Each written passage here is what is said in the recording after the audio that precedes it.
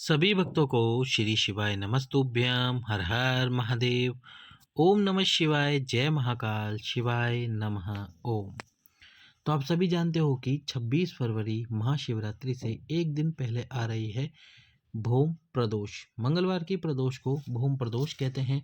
तो इस मंगलवार की प्रदोष के दिन आपको वंश बढ़ाने के लिए, संतान प्राप्ति करने के लिए गुरुजी द्वारा बताए गए उपाय अवश्य ही रूप से करने चाहिए। कैसे करने हैं ये सभी उपाय आपको आज के इस वीडियो में हम जानकारी देने वाले हैं। साथ ही वीडियो को लाइक करके, चैनल को सब्सक्राइब करके वीडियो को अधिक से अधिक लोगों के पास में शेयर कर दो। तो कैसे करने हैं आपको ये उपाय? तो ये उपाय जो आपको करने हैं, सबसे पहला जो उपाय करना है वो है दूध और जल से। दूध और जल से उपाय करना है। 2 कलश वाला उपाय है ये आपको करना है। जो 2 कलश ले लीजिए, या फिर क्या करना है आपको, 1 कलश में तो जल भर लेना है और 1 कलश में आपको दूध लेना है। दूध पूरा कलश भरकर नहीं लेना है। यदि आपने इस कलश में थोड़ा सा भी दूध लिया है तो आप वो ले लीजिए, और इसके बाद में इस दोनों कलश को लेकर चल जाइए। यदि आपके पास में 2 कलश नहीं है तो फिर आप 1 कलश और 1 कटोरी लेकर चल जाइए। थोड़ी सी खटपट के लिए हम समझ आते हैं, पड़ोस में काम चल रहा है। तो 2 कलश या फिर 2 कलश के अलावा आप 1 कलश या 1 कटोरी लेकर चले जाइए। सबसे पहले क्या करना है, और जब आप कलश और कटोरी लेके जाएंगे तो जो जल वाला कलश है उसके ऊपर आपको वो दूध वाली कटोरी या कलश रखना है। अब आपको क्या करना है, सबसे पहले भगवान शंकर के मंदिर में पहुंचना है। भूम प्रदोष के दिन प्रदोष काल में, यानी कि 25 फरवरी को शाम के समय प्रदोष काल में पहुंचकर सबसे पहले इस चौखट पर खड़े होना है, और खड़े होते समय आपको आसन लगाना है। आसन लगा खड़े होना है, और खड़े होकर तुमरुकेश्वर महादेव का स्मरण करना है। तुमरुकेश्वर महादेव का स्मरण करने के बाद में आपको क्या करना है, झोली पसार कर प्रणाम करना है। इसके लिए आपको कलश को और उस दूध वाले पात्र को यहीं रख देना है। झोली पसार कर प्रणाम करना है। पति और पत्नी दोनों जा सकते हैं, तो बहुत अच्छी बात है। इसके बाद में आपको भगवान शंकर के मंदिर में प्रवेश कर जाना है। प्रवेश करने के बाद में प्रदोष काल में आप प्रवेश कर गए भगवान शंकर के मंदिर में। अब क्या करना है, अब सबसे पहले तो जो भगवान शंकर के मंदिर में दक्षिण दिशा में पहुंचना है, और दक्षिण दिशा में पहुंचकर संतान कामना वंश कामना करनी है। संतान कामना वंश कामना करने के बाद में आपको क्या करना है, जो दूध वाला पात्र है, यानी कि जिसमें दूध है, उसका सारा दूध, ये जो माता अशोक सुंदरी का स्थान है, इस स्थान पर समर्पित कर देना है। सारा का सारा दूध आपको माता अशोक सुंदरी के स्थान पर समर्पित करना है, और जो जल है वो जल आपको समर्पित करना है भगवान शंकर के शिवलिंग पर। शिवलिंग पर जल समर्पित कर देना है, और जो दूध है वो माता अशोक सुंदरी के स्थान पर समर्पित कर देना है। कामना करनी है आपको। कामना करते हुए बाबा से प्रार्थना करनी है, आपकी संतान प्राप्ति की कामना। जो भी व्यक्ति शिवरात्रि से एक दिन पहले पड़ने वाली प्रदोष को ये उपाय करता है, उसकी कामना शीघ्र अतिशीघ्र पूर्ण होती है। ऐसा गुरुजी ने अपनी कथा में बताया, और कहा है कि ये जो प्रदोष आई है, ये जो समय आया है, शिवरात्रि आई है, इससे पहले जो एक दिन प्रदोष पड़ रही है, ये बहुत विशेष प्रदोष है। तो इस विशेष प्रदोष पे इस विशेष उपाय को ज़रूर करें। वीडियो को लाइक करें, हमारे चैनल को सब्सक्राइब करके वीडियो को अधिक से अधिक लोगों के पास में शेयर करें। अब दूसरा जो उपाय गुरुजी ने बताया, वो बताया बेलपत्र और 7 अक्षत वाला उपाय, साथ में 2 दीपक वाला उपाय। बेलपत्र, 7 अक्षत और 2 दीपक, ये उपाय आपको कैसे करना है?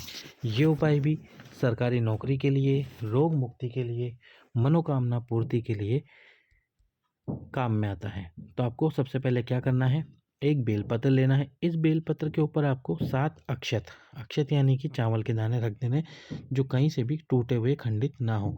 इस प्रकार से अक्षत या चावल के दाने इस बेलपत्र पर रख दीजिए। अब चंदन से आपको एक छोटी सी गोली बनानी है, शिवलिंग स्वरूप बनाना है। केवल बिल्कुल छोटा सा, ज़्यादा बड़ा नहीं। केवल लिंग आकृति भी आप बना लोगे, माता पार्वती वाला हस्तकमल नहीं बनाओगे तो भी चलेगा।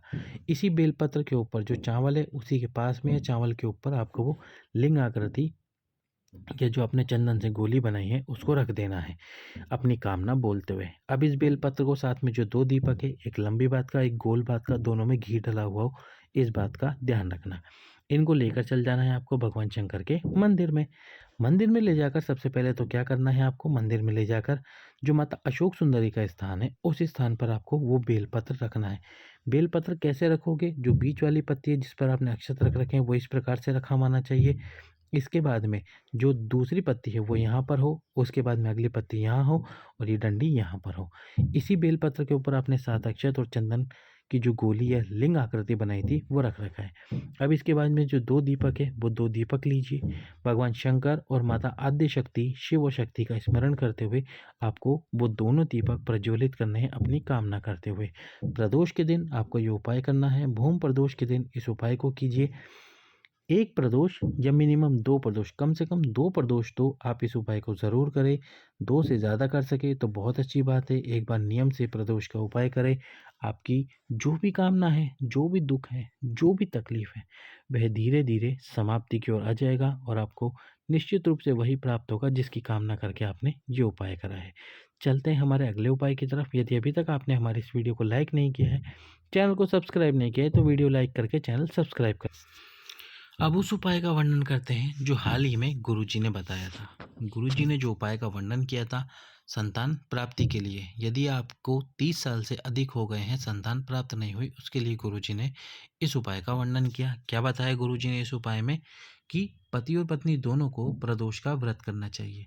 अब आप कहोगे भैया प्रदोष का व्रत कैसे करते हैं? तो जो प्रदोष का व्रत होता है वो आप किसी भी महीने की प्रदोष को उठा सकते हैं। बस याद रखना जो पोष महीना जो भी जा चुका है उससे प्रदोष का व्रत नहीं उठाते। शुक्ल पक्ष और कृष्ण पक्ष 2 प्रदोष आती है, तो जो शुक्ल पक्ष की प्रदोष हो उससे आप व्रत उठा सकते हैं।